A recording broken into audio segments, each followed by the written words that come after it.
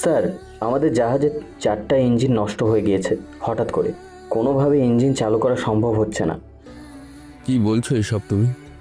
4টা ইঞ্জিন নষ্ট হয়ে গেছে, তাও একই সাথে? এটা কিভাবে সম্ভব? সেটা তো আমি নিজেও জানি না। হঠাৎ আমরা সমুদ্র থেকে অনেক দূরে চলে এসেছি, আর কয়েকটা বড় বড় ঢেউ আসে, আর ওই ঢেউয়ের সাথে সাথে ইঞ্জিন বন্ধ হয়ে যায়। তা কিভাবে সম্ভব? ঢেউয়ের কারণে ইঞ্জিন নষ্ট হয়ে যাবে? এটা আমি আমার 2 বছরের কেরিয়ারে শুনি নাই, আর নাই দেখেছি, আর নাই আমি কখনো শুনেছি একই সাথে 4টা নষ্ট হতে। বড়জোর ঢেউয়ের জন্য পাখা নষ্ট হয়ে যায়, কিন্তু এখানে তো পুরো জাহাজই বন্ধ করে দিল। তার উপর স্যার, এইভাবে একটা জায়গায় বেশিক্ষণ যদি আমরা বসে থাকি, তাহলে তো ঢেউয়ের কারণে যে কোনো মুহূর্তে জাহাজ উল্টে যেতে পারে। তেমন কিছুই হবে না। একটা কাজ করো, চেন কেটে তাড়াতাড়ি করে ছেড়ে দাও, এতে মাটির সাপোর্ট পাবে। কিন্তু স্যার, আমরা আছি আটলান্টিক মহাসাগরের মাঝখানে। কি বলছো এইসব? মাঝখানে মানে? জি স্যার, মাঝখানে। কিন্তু 3 ঘন্টার মাঝখানে কি করে আসবো? সেটা জানি না, তবে মিটারে তাই দেখাচ্ছে। তাছাড়া এখানে এত ঠান্ডা, পুরো জাহাজ বন্ধ হয়ে আছে। এরকম আমরা সর্বোচ্চ 3 ঘন্টা বেঁচে থাকতে পারবো। কারো কাছে যে সাহায্য পাবো সেটাও কোনোভাবে সম্ভব না। এক কথায় 3 ঘন্টার মধ্যে কোনো সাহায্য না পেলে এই জাহাজে থাকা 30 জন নাবিক মারা যাবে। একটা কাজ করো, সবাইকে ডাক দিয়ে নিয়ে আসো। আবির সবাইকে ডেকে তো নিয়ে আসে। সবাই আসার পরে জাহাজে কি সমস্যা হয়েছে? কোনো কিছু চলছে না? সে বিষয়ে কথা বলার জন্যই এসেছি। আমরা এমন এমন পরিস্থিতিতে আছি যেখান থেকে বেঁচে ফেরা প্রায় সম্ভব না। তার উপর এমন জায়গায় আছি যেখানে নেটওয়ার্কও পাবে না, আর জাহাজের সব কিছু অফ করা। এক কথায় আমরা 3 ঘন্টার মধ্যে কোনো সাহায্য না পেলে মারা যাব। আকাশের কথা শুনে সবাই তো ভয় পেয়ে যায়, কেননা তারা নিজের পরিবারকেও জানতে পারছে না। এইদিকে স্যার, আমরা লাইফ জ্যাকেট পরে তো লাইফ বোর্ডে উঠে যেতে পারবো। কিন্তু আমরা আছি আটলান্টিক মহাসাগরে। এখানে তুমি জাহাজের বাইরে 10 মিনিটও টিকতে পারবে না। যদি দিনের বেলা হতো তাহলে নেমে পড়তাম আমরা, কিন্তু রাতের বেলা সূর্যের আলো নেই, সেজন্য তোমার বরফ হতে বেশি সময় লাগবে না। স্যার, তাহলে কি আমাদের মৃত্যু অবধারিত? সাহায্য না, ফেল অবধারিত। তোমরা নিজেদের মধ্যে কাহিনী শুনতে থাকো, তাহলে অন্তত সময় কাটবে। আকাশের কথা শুনে বাকিরা চোখের পানি ফেলতে থাকে। এইদিকে আবির আর আকাশের কলেজ লাইফে পরিচয় হয়। এরপর ওরা পরে ভিন্ন ভিন্ন শহরে চলে যায়। এরপরে ওদের দেখা হয় এই জাহাজের মধ্যে। আর এরপর তো আরও কাহিনী আছে, তা তো আপনারা জানতেই পারবেন। তবে পাঠকগণ, আপনাদের উদ্দেশ্যে একটা কথা বলবো, না জেনে না বুঝে কিছু বলবেন না। কারণ অনেকে বলবে সমুদ্রে তো অক্সিজেন পাওয়া যায়, এটা ঠিক, কিন্তু আটলান্টিক মহাসাগরে যখন যাবেন তখন বাইরের অক্সিজেন পেতে খুবই কষ্ট হয়ে যাবে। তাছাড়া ওদের জাহাজে মোটামুটি 1 দিনের অক্সিজেন ছিল, কিন্তু জাহাজ নষ্ট হয়ে যাওয়ায় অক্সিজেন সাপ্লাই বন্ধ হয়ে গেছে। আশা করি এবার আপনারা বুঝতে পেরেছেন সমস্যাটা কোথায়। তাহলে চলুন এবার গল্পে ফেরা যাক। স্যার, আপনার সম্পর্কে তো কিছুই বলেন না। কোন সম্পর্কে? স্যার, আমি যতদূর জানি আপনার পরিবারও অনেক গরিব ছিল, কিন্তু এর পরেও আপনি এত দ্রুত এ পর্যন্ত এসেছেন। কিন্তু কিভাবে কি হলো তা যদি বলতেন। আবিরের কথায় এবার বাকিরা চুপ হয়ে যায়। সবাই তো তাকিয়ে আছে আকাশের দিকে। স্যার বলুন, আজকে না হয় আপনার কাহিনী শুনেই শহীদ হব। কিন্তু আমি এটা নিয়ে টেনশনে আছি। এই জাহাজের মধ্যে 4টা ইঞ্জিন নষ্ট হয়ে গেল, এর পেছনে কারো হাত নেই তো? কিন্তু স্যার, কেউ যদি এরকমটা করে তাহলে তার জন্য বিপদ আছে। সবাই আগে লিস্ট দেখো, তারপর দেখো কেউ মিসিং আছে কিনা। এরপর লিস্ট দেখে একজনের মিসিং হওয়া বুঝতে পারেন। তখন আর ওদের বুঝতে বাকি রইল না যে এই সব ওরই কাজ। আর কে করেছে এরকমটা তা আপনারা জানতে পারবেন। এখন চলুন আকাশের সম্পর্কে পরের কিছু কাহিনী জেনে আসি। তাহলে চলুন শুরু করি। পূর্বে আকাশ, কোথায় তুই? এই তো মা, আমি জাহাজ বানাচ্ছি। জাহাজ কেন বানাচ্ছিস? মা, তুমি কি জানো না আমি যে বড় হয়ে জাহাজের ক্যাপ্টেন হতে চাই? শোনো ছেলের কথা, প্লাস্টিকের জাহাজ কেনার মতন ডলার নেই, সেখানে তুই জাহাজে ক্যাপ্টেন হবি কি করে? কেন মা, তোমরা আমাকে কলেজে ভর্তি কি করবে না? কিন্তু কলেজে যে তোকে ভর্তি করাবো সেটা তো পারবো না। দেখতে তো পাচ্ছিস আমি যা রোজগার করি তা দিয়ে কোনো রকম ভাবে আমাদের চলে যায়। তার উপর কলেজে তুই পড়লে তোর খরচ চালাবো কি করে? আব্বু, আমি টিউশনই করব। এতে তো আমাদের হয়েই যাবে। কিন্তু তুই পারবি তো? পারবো আব্বু। তাছাড়াও তোমরা চিন্তা করো না, আমি পড়াশোনার পাশাপাশি কাজও করব। তাছাড়া কলেজ তো আমি সবসময় ক্লাস আর করব না। এই বয়সে এত চাপ তুই সামলাবি কি করে? তোমরা ভেবো না, আমি আমার পড়াশোনার খরচ চালিয়ে নেব। দেখ, তোর পড়াশোনা নিয়ে আমাদের কোনো সমস্যা নেই, কিন্তু দেখতে তো পাচ্ছিস আমাদের অবস্থা। কলেজে তো অনেক দূর, পারবি কি এত দূর যেতে? চিন্তা করো না, একটা সাইকেল কিনে নেব আমি। তাহলে আমি সাইকেল করে যাতায়াত করতে পারবো। যেমনটা তুই ভালো বুঝিস। দেখো বাবা মা, আমাদের অভাব থাকতে পারে, এর জন্য আমি পড়াশোনা অফ করব না। তাছাড়া চিন্তা করো না, আমি পড়াশোনার বাইরে খরচ করব না। আচ্ছা, যাই করিস ভেবে চিন্তে করিস। এদিকে আকাশের পরিবার অনেক গরিব, কেননা ওর বাবা দিন আনে দিন খায়, তা দিয়েই ওই দিনেরই খেতে হয়। আপনারা তো হয়তো ভাবছেন আকাশ গরিব, আসলে ওরা এত গরিব ছিল না, কেননা আকাশের চাচা ধোকা দেয় আকাশের বাবাকে, যার কারণে আজকে ওদের কোনো কিছুই নেই। একটা সময় আকাশের সবই ছিল, শুধু এখন আর ওদের কিছুই নেই। আর তখনকার পরিস্থিতি আপনারা তো জানতেই পারবেন খুব তাড়াতাড়ি করে। এইদিকে কয়েকদিন ধরে আকাশ কাজ করে যা ডলার পায় তা জমিয়ে রাখতে থাকে, কেননা ওকে কলেজে ভর্তি হতে হবে। তার সাথে আরও অনেক কাজ যে ওরা বাকি, তার সাথে ওর চাচাকেও একটা শিক্ষা যে দিতেই হবে। ওই 2 মাস পর কলেজে ভর্তি হয়ে যায়, তখন ওর পরিচয় হয় আবিরের সাথে। হ্যালো, আমি আবির। আর তোমার নাম যেন কি? পারভেজ হোসেন আকাশ। আমরা কি বন্ধু হতে পারি? যেন তোমাদের মতন আমারও এত ডলার নেই যে আমি তোমার সাথে বন্ধুত্ব করতে পারবো। দেখো, ডলার দেখে আমি বন্ধুত্ব করি না, আমি বন্ধুত্ব করি মন দেখে। তাহলে আমার মধ্যে কি এমন দেখলে? সেটা পরে জানতে পারবে। এখন চলো আমরা ক্যান্টিনে যাই, দুপুর হয়ে এসেছে, এখানে খাবার খেয়ে নিই আমরা। কিন্তু আমার কাছে তো এত ডলার নেই খাওয়ার মতন। চিন্তা করো না, আমি সবটা দিব, আর তোমার থেকেই গল্প শুনবো। কোন বিষয় নিয়ে গল্প? তোমার বর্তমান পরিস্থিতি। তাহলে শোনো। এরপর সবটা শুনতে থাকে। সবটা শোনার পরে তাহলে গত 4 বছর ধরে এভাবে দিন কাটছে তোমাদের? কিন্তু এর প্রতিশোধ তো আমিই নেব। তোমার কথা শুনে তো মনে হচ্ছে তোমার চাচা এতদিনে কিছুটা পাওয়ারও করে নিয়েছে। এখন ওনাকে শায়েস্তা করতে হলে তোমাকে আরও বেশি পাওয়ারফুল হতে হবে। সেটা করব। আমাদের সব কিছু না থাকায় এখন এতটা কষ্ট করতে হচ্ছে। আচ্ছা, আমি তোকে প্রতিদিন $20 করে দেব। এতে করে তোর খাবার আর প্রতিদিন চলে যাবে খরচ। না রে, আমি কারো থেকে এভাবে সাহায্য নিতে পারবো না। আমার নিজেরও তো একটা আত্মসম্মান আছে। ঠিক আছে, তাহলে তোর জন্য কি করতে হবে সেটা তো বলবি। বেশি কিছু না, কয়েকটা টিউশনির ব্যবস্থা করে দে, তাহলেই হবে। এতে করে আমার বাকিটা হয়ে যাবে। আর একটা সাইকেল কিনে নেব, এতে করে আমার আর হেঁটে আসতে হবে না। ঠিক আছে, আমি ব্যবস্থা করব। এখন তাহলে চল, তোকে বাসায় পৌঁছে দিই। আমি হেঁটে হেঁটে যেতে পারবো। চুপচাপ চল আমার সাথে।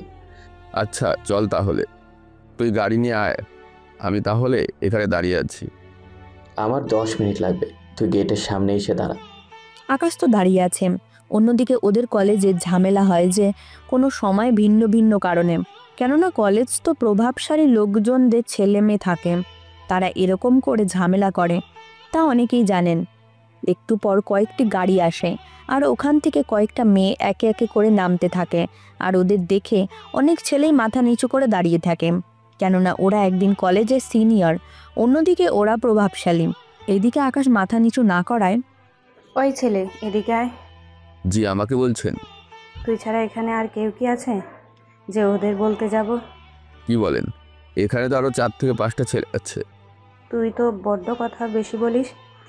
আরে রাখছেন কেন? আমি তো সত্যি কথা বলছি। ওই রাখ তোর বাসন, এখন এটা বল, তুই কেন মাথা নিচু না করে আমার দিকে তাকিয়ে আছিস? কি করব? আপনি এতটাই সুন্দর যে না তাকিয়ে থাকতেই পারছি না। বাহ, জুনিয়র হয়ে সিনিয়রের সাথে ফ্লার্ট করছিস? ভালোই তো, তা তোর নামটা পরে জানবো। তোকে আমার ভালো লেগেছে অনেক, আজ থেকে তুই আমার দলে। আমি তো রাজনীতি করতে আসিনি। তোকে ওইটা করতে বলিনি, আজ থেকে তুই আমার সাথে থাকবি। রাতের বেলা আমি আমার বাড়িতে এসে থাকবো, আপনার সাথে পারবো না, আগে বলে রাখি। এইদিকে মোমো আকাশের কথা রাগ করবে নাকি বোকা বোকা কথায় হাসবে তাও বুঝতে পারছে না, কেননা এরকমভাবে যে কেউ কথায় উত্তর দেয় তা মোমোর জানা ছিল না। এইদিকে বাকিরা তো সবাই চুপ করে দাঁড়িয়ে আছে, কেউ কোনো কথাও বলছে না, সাহসও পাচ্ছে না। মোমো, তুই কি বলছিস এগুলো? তুই একটা জুনিয়র ছেলেকে তোর সাথে? ওই চুপ কর তুই। আমি ওকে আমার সাথে থাকতে বলেছি তখন, তাও ঠিকই বুঝেছে। এখন গাড়িতে তোল। প্লিজ আন্টি, আমি কোথাও যাব না।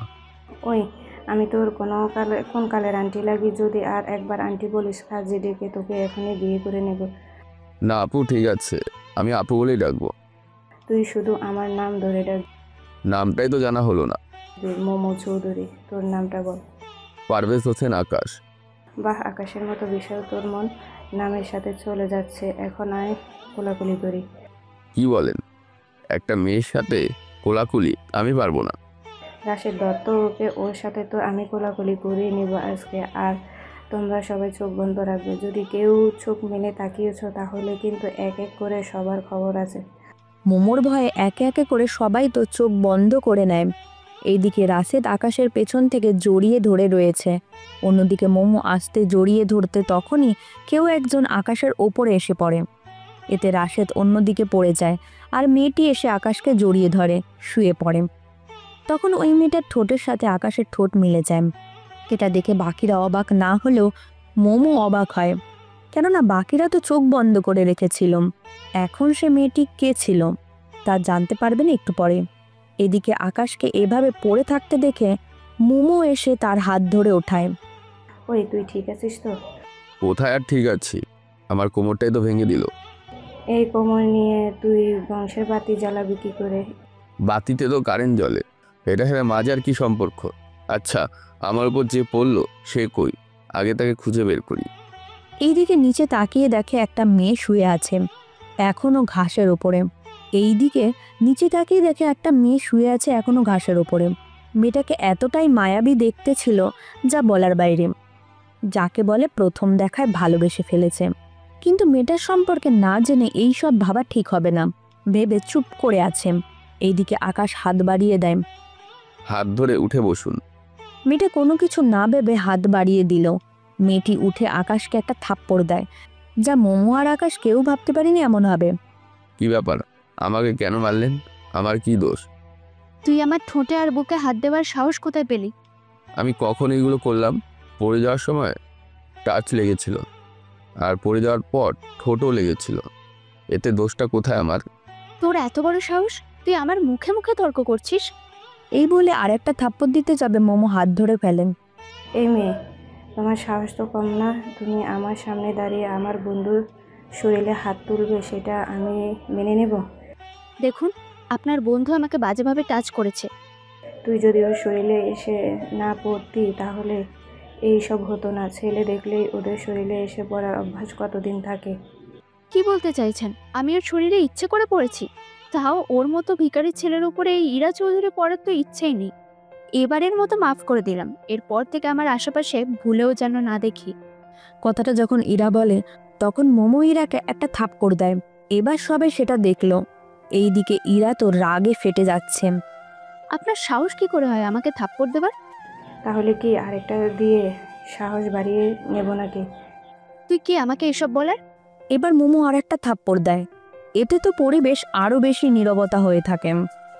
সিনিয়রদের সাথে কিভাবে কথা বলতে হয় সেটা কি তোকে কেউ শিখায়নি? এইদিকে ওনার ইরার বন্ধু চলে আসে কয়েকজন আর মোমোর সাথে ঝামেলা করে। ওরা ওখান থেকে চলে যায়, কেননা আপনারা তো বুঝতেই পারছেন ইরার থেকে মোমোকে এখানে বেশি চেনে, কেননা মোমো সিনিয়র আর ওপরে ওদের ক্ষমতাও আছে অনেক। এইদিকে ওখানে আবির চলে আসে। কি হয়েছে তোর? তুই ঠিক আছিস তো? তার আগে বল তুই কে? আপনি কে? দেখে তো সিনিয়র মনে হচ্ছে। ঠিক ধরেছিস। এখন তোর বন্ধুকে সাথে করে নিয়ে যা, রাস্তায় সবটা শুনে নিস ওর কাছ থেকে। আর একটা কথা, ওকে এভাবে একা ফেলে কোথাও গেলে যে কোনো সময় চুরি হয়ে যেতে পারে, সেজন্য খেয়াল রাখবি, ওর মনে থাকে যেন। জি। আপু থাকবে মানে? আকাশ গাড়িতে ওঠ তাহলে। আকাশ আবিরের সাথে চলে যায় আর মোমো আর রাশেদ চলে যায় আড্ডা দিতে। সাথে এক কথায় যে যার মতন চলে যায়। রাস্তায় আকাশ আবিরকে সবটা বলতে থাকে, সবটা শুনে আবির তো হেসেই কুল পায় না। যাক ভালো, তাহলে অবশেষে সিনিয়র আপু তোকে বাঁচালো। ঠিক বলেছিস। এইদিকে আকাশ ওর বাসায় আসে, তখন দেখে ওর চাচা দাঁড়িয়ে আছে কিছু কাগজপত্র হাতে নিয়ে। কি ব্যাপার, আপনি এখানে কেন? তোদের এই বাসা থেকে বের হয়ে যেতে হবে। মানে কি, এত বছর আমরা এই বাড়িতে থাকছি আর এখন বলছেন এই বাসা থেকে বের হয়ে যেতে? কেননা এই বাসাটাও আমি লিখিয়ে নিয়েছিলাম, শুধু কাগজটাই পাইনি বলে আমি কিছু করতে পারিনি এত কাল ধরে।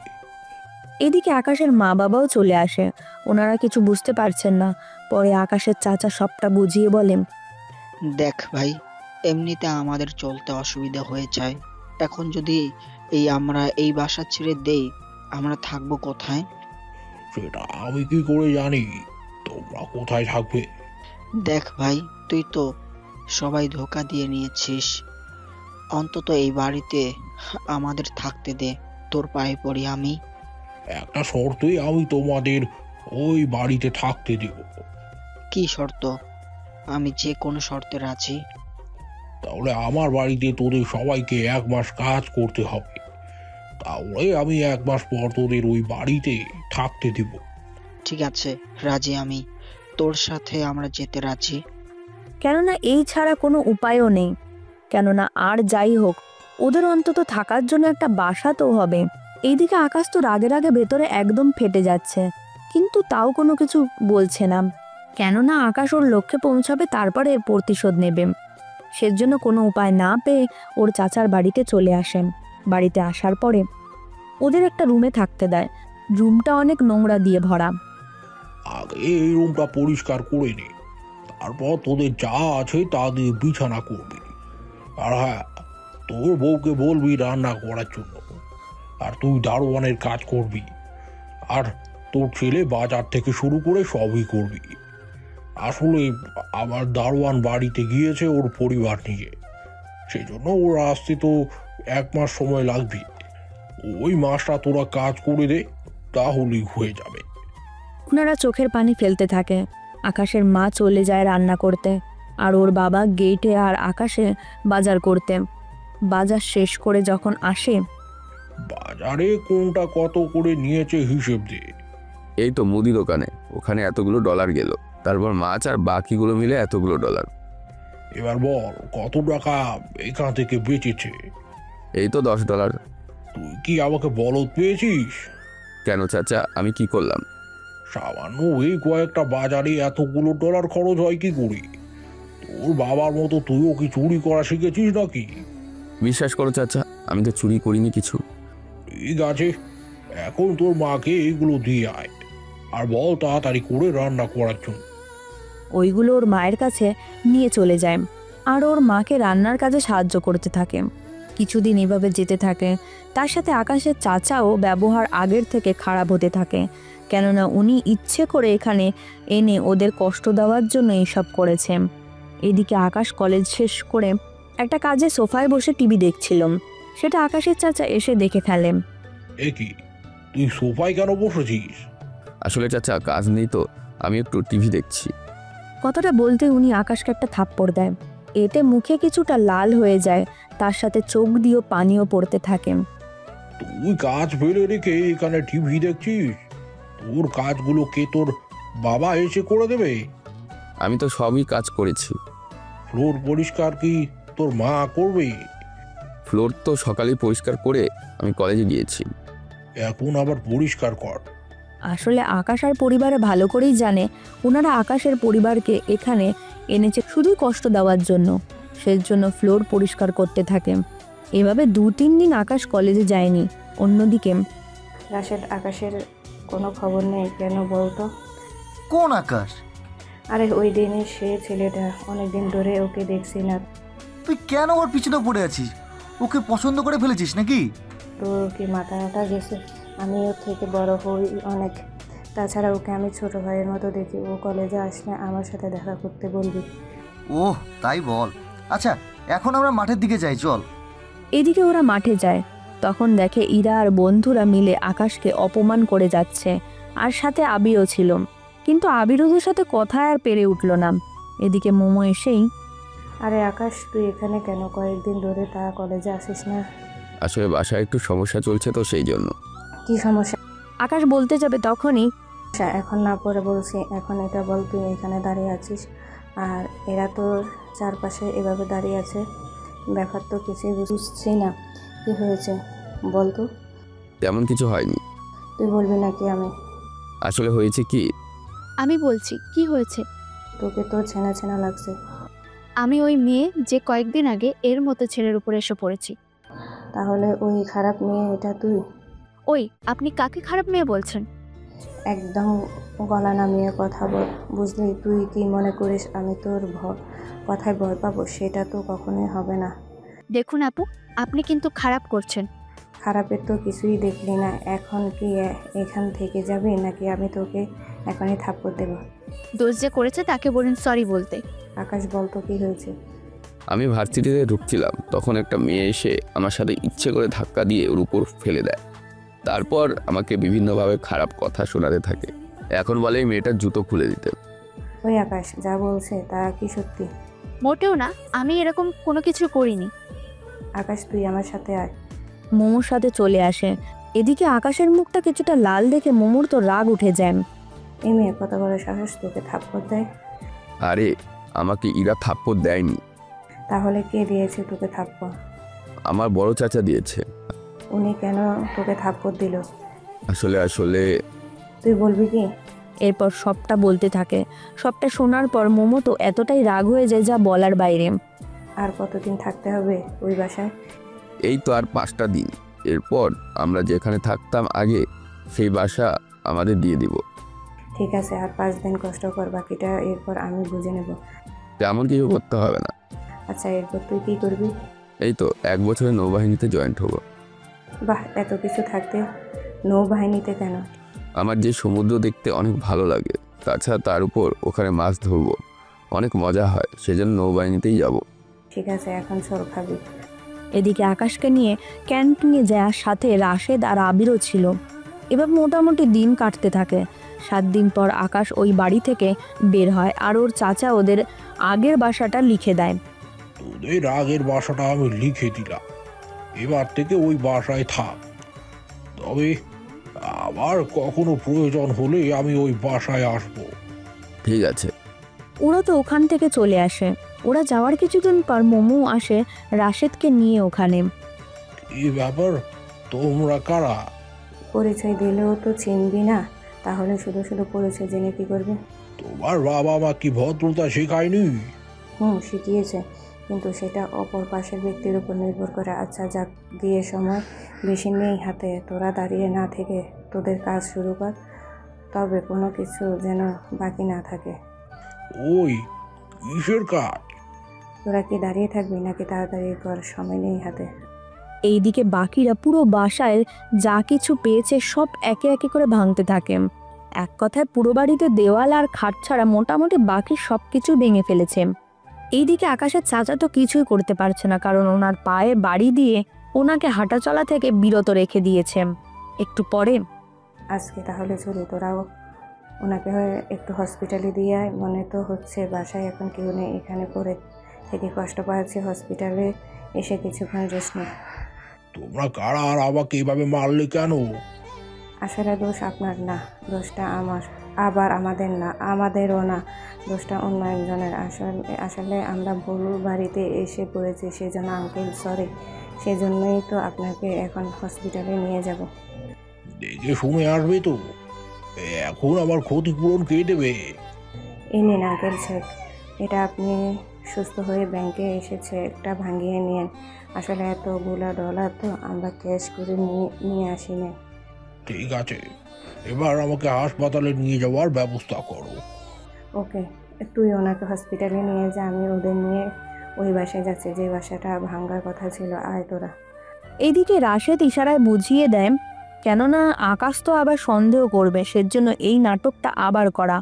একটু পরে ওনাকে হসপিটালে নিয়ে যায়। অন্যদিকে আচ্ছা বেবি, আকাশের পরিচয় কি? আমি কি করে জানবো? ওই ছেলেটার জন্য ওই সিনিয়র আপু মেয়েটা কেন এরকম করছে?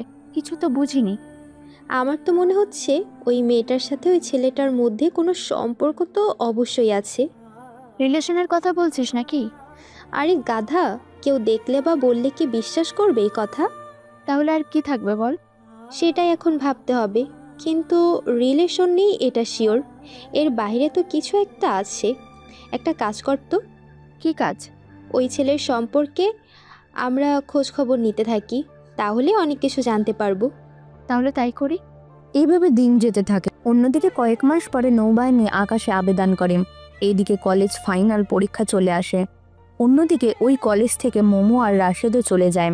আসলে ওটা কলেজের ভার্সিটি একসাথেই ছিল, কিন্তু ওদের পড়া শেষ হয়ে যায়, সেজন্য ওরা চলে যায়। তবে যাওয়ার আগে, আকাশ তোকে অনেক মিস করবো রে। আপু, আমি অনেক মিস করব। সাবধানে থাকিস, আর কোনো সমস্যা হলে আমাকে জানাবে। ঠিক আছে, তাই হবে। শেষবারের মতন ওদের সাথে এই কথাগুলো হয়েছিল। তারপর কয়েকদিন যেতেই কলেজে কিছু ছেলে এসে জুনিয়রদের বিরক্ত করতে থাকে। তার শিকার সর্বপ্রথম ইরা হয়। ওই মেয়ে দাঁড়া। আমাকে বলছিস? তোকেই বলছি। ব্যবহার ঠিক কর। তোদের তো আগে কখনো দেখিনি এই কলেজে। দেখবি কি করে, আমরা তো নতুন এসেছি। জুনিয়র হয়ে সিনিয়রদের সাথে এভাবে কেউ কথা বলে? আমরা ওই সব মানি না, বুঝলি? আমরা যাকে সামনে পাবো তাকে এভাবে। এভাবে কি? থেমে কেন গেলি? ওদের বুকের ওড়না কেড়ে নিব। কেন রে, তোদের কি অন্য নেই? কথাটা শুনে বাকিরা সবাই হাসতে শুরু করে। এতে আদি অনেক লজ্জা পায়, কিন্তু তার সাথে অপমানও হয়। সেজন্য ইরা হাত ধরে টেনে নিয়ে যাবে। ওখানে আবির আর আকাশ দুজনেই এসে পড়ে। কি ব্যাপার, তোমরা কারা? আগে তো কখনো দেখিনি তোমাদের এখানে। তার আগে এটা বল, তুই কে? আমি যেই হই, ক্ষমা চাও ইরার কাছে। তোর কি মাথা ঠিক আছে? আমি ক্ষমা চাইবো তাও এই মেয়েটার কাছে? সেটা তুই ভাবলি কি করে? তা না হলে একটু পরে কি হবে তা তুই নিজেও ভাবতে পারবি না। ভাবার সময় অনেক পাবি, এখন সরে যা সামনে থেকে। আমি ওকে নিয়ে একটু গরম হয়ে আসি এই শীতের মধ্যে। কথাটা শুনে ইরা তো অনেক লজ্জা পায়। এবার আর বাকিরা চুপ থাকেনি, কয়েকটা থাপ্পড় দেয় আদিকে। আদি তো রাগে একদম ফুলে আছে। এদিকে আবির ওখানে থাকা কিছু ছেলেকে মারতে থাকে। এদিকে মারামারি শেষ পর্যায়ে পুলিশ আসে। ওরা এসেই, তোমরা ছাত্র হয়ে এভাবে মারামারি করাটা ঠিক না। দেখুন স্যার, এই ছেলেটা জুনিয়র হয়ে সিনিয়রদের সাথে খারাপ ব্যবহার করে। ও তো আমাদেরও ছাড় দেয়নি। ঠিক আছে, তাহলে তোমরা থাকো, আমি এই আদির ব্যাটাটাকে ধরে নিয়ে যাই। ভালো করে তেল মালিশ করে আমি ওকে আদব কায়দা শিখাবো। সেটাই ভালো হবে, নিয়ে যান ওকে। এদিকে পুলিশ আদিকে নিয়ে গাড়িতে উঠে পড়ে। তখনই আদি কাউকে কল দেয় আর পুলিশ সাথে সাথে কথা বলিয়ে দেয়। পুলিশ অফিসার কিছু কথা বলে আদিকে ফোনটা দিয়ে ছেড়ে দেয়। এতে বাকিরা জিজ্ঞাসা করে বসেন, কি ব্যাপার স্যার, আপনি ওকে ছেড়ে কেন দিচ্ছেন? কারণ ওর ভাই অনেক বড় মাফিয়া, আর উপর থেকে কল এসেছে ওকে ছেড়ে দেওয়ার জন্য। সেই জন্য কিছু বলার নেই। তাহলে তোরা দেখলি তো আমার কত পাওয়ার। দেখলাম, কিন্তু একটা কথা বলি, পুলিশ তোকে ছেড়ে দিলেও আমরা তো ভুলেও ছাড়বো না, সেজন্য সাবধানে থাকিস। তুই কি মনে করেছিস আমি তোর কথাগুলো শুনে ভয় পেয়ে যাব? সেটা তোর ইচ্ছে, এখন যা তো এখান থেকে। আদি চলে যায়। এদিকে ইরা আকাশের উপর একটু একটু মায়া হতে থাকেন, কেননা আকাশ যে ওকে আজকে না এরকম একটা অপমানের হাত থেকে বাঁচালো। এই নিয়ে ইরা তো তানুর মাঝে কথা হতে থাকে। কিছুদিনের মধ্যে ওদের পরীক্ষাও শেষ হতে থাকে, আর পরীক্ষার কারণে ইরা আর আকাশের মাঝে ভালোই কথা হতে থাকে। তাহলে আমার উপর আর রেগে নেই তো? আরে তেমন কিছু না। আমি জানি তোমাকে আমি অপমান কম করিনি, অনেক অপমান করেছি। তার সাথে অবহেলার কথা তো বাদই দিলাম। তারপরও আমার পাশে যেভাবে দাঁড়িয়েছিস, সত্যি আমি কি বলে যে তোকে ধন্যবাদ দেবো তা আমি জানি না। থাক সেসব কথা। আচ্ছা, আবার কবে দেখা করবি? আমি দেখা করব, তবে 9 মাসের জন্য। ওইটা হয়তো তোর সাথে আমার শেষ দেখা হবে, এরপর দেখা হবে কিনা জানি না। কেন কেন, কই যাবি তুই?